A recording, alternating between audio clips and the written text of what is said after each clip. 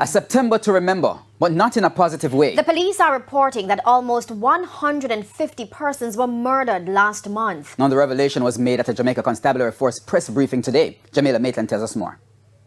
The police have dubbed September as one of the bloodiest months since the start of the year. About 147 people were murdered in mostly gun-related crimes. Police Commissioner Major General Anthony Anderson says 19 of that number included 2 or more people being killed in the attacks. We believe that this trend is reflective of the ease with which more and more criminals have been able to acquire guns and ammunition. Unlike the police, who are constrained in the use of lethal force when bystanders are around, these criminals couldn't care less who they kill, maim, or hurt.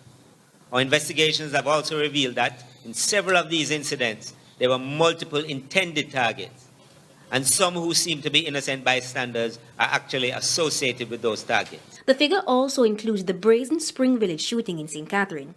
DCP Fitz Bailey says they're following strong leads.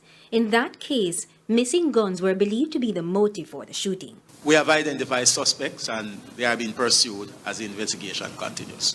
According to the police, 584 illegal guns were seized at the end of September.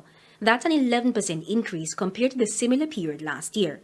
General Anderson is of the view that the new Firearms Act will be a deterrent for persons in possession of illegal guns, including minors who are often used as gun bags for gangs. They become the target of gangsters who say you can do this because you're a youngster, you're not going to go to jail, you probably get a probation or something, and it allows them to give it to these kids and get them involved in the firearm trade at a young age, whilst they step back and just receive the guns when it's convenient to them. Now, what this does, it now recalibrates that. And it recalibrates the decisions that not just the children, but those children's parents make when they're faced, or whoever has the firearm is faced with long sentences. But despite the gang violence driving the murder figures, the interpersonal crimes continue to be a major challenge, which has spilled over into the schools. The latest incident occurred last week at a high school in Kingston. Just last night in St. Ann, we saw where a 52-year-old female pastor was stabbed to death. And at this point, we suspect that's by a relative of hers. In Port Royal, Kingston East, just this morning, a 41-year-old fisherman was mowed down with a vehicle during another dispute. Jamila Maitland, TVJ News. Up first this evening, most Jamaicans believe that a lack of job opportunities is the biggest contributor to crime and violence in Jamaica. The findings were obtained in the latest RJR Gleaner Don Anderson poll. Andrea Chisholm has details. Crime and violence is one of the biggest challenges facing Jamaica. From January 1 to August 14, there were 938 reported murders, 27 more than the same period last year. Robberies are also up. 569 were recorded since the start of the year. 611 break-ins were recorded, also showing an increase. During the July 16 to 26 period, 1,113 people were asked about the main contributors to crime and violence. These were totally unprompted. These were the responses that people gave to us when we asked them the question, and we recorded their answers verbatim. And we got a fairly large number of responses from persons. So large that we've only here plotted the top 10, really. 59% of those interviewed said a lack of job opportunities, 56% greed and corruption. Poor economic conditions was third at 49%, lotto scamming 42%, and 40% said the uncontrolled growth of gangs.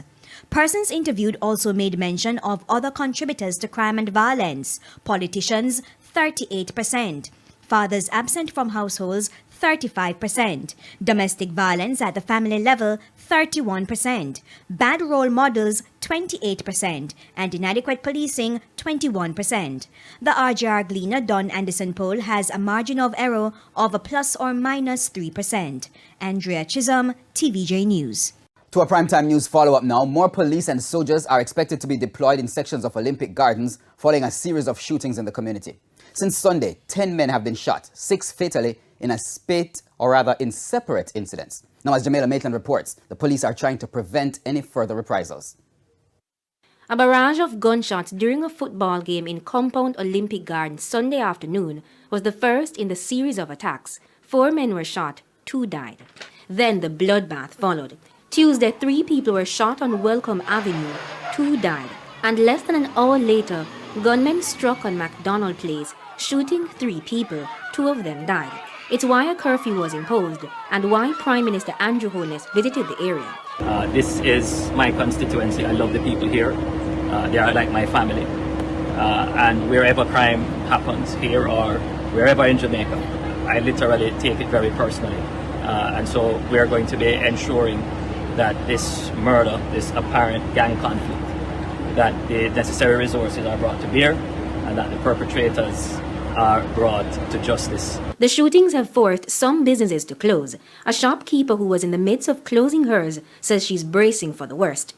Operations Officer DSP Coleridge Minter says police and soldiers will be deployed in the area to prevent reprisals. As we walked, a number of persons were indicated their own fear in coming out and going out to do their normal business. And so it's important that we continue our strong presence, and it will continue in this area. But there are those who questioned Tuesday's daring daylight shooting in front of the Olympic Gardens police station. The shooters managed to escape. Prime Minister Andrew Holness, who is the Member of Parliament for the constituency, has been speaking about the use of technology to solve crime. However, only one camera is located at the major intersection between Bay Farm Road and Olympic Way. Meanwhile, the cameras that are attached to the Olympic Gardens police station, they weren't able to capture the vehicle that the gunmen were driving in. We have a project in place. Unfortunately, it is stuck in procurement and has not yet come to fruition.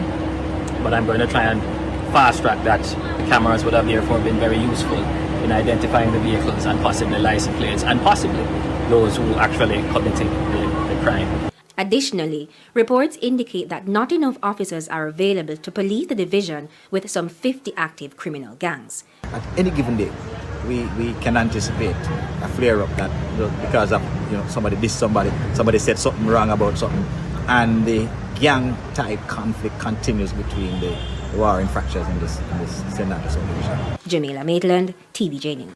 The St. Catherine police say they are pursuing strong leads in relation to Sunday's mass shooting in Spring Village. That declaration was made by Police Commissioner Major General Anthony Anderson as he announced plans to roll out additional resources in the crime-plagued St. Catherine South Division. Kalisha Williams has our report.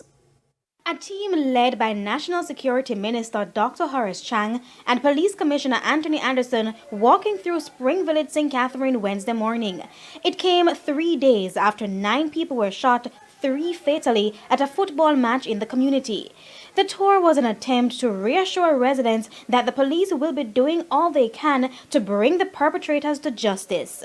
Police Commissioner Anthony Anderson told a group of residents that the police are already following strong leads. It's only a matter of time, and it won't be a long time before we will catch up these people. For instance, we were told that one of the attackers was injured during the fracas and may have gone to seek treatment at a medical facility. We're not able to find that person yet or, have any leads as to where, that person might be. As the police hope for a breakthrough in the case, additional resources are being deployed to the parish to help control the bloodletting.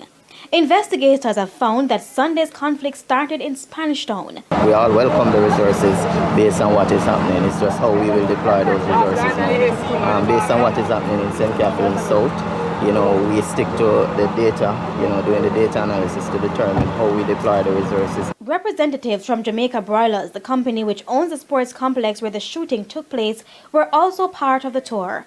They told our news team that they are working on plans to assist the relatives of the victims in their time of grief. Kalisha Williams, TVJ News.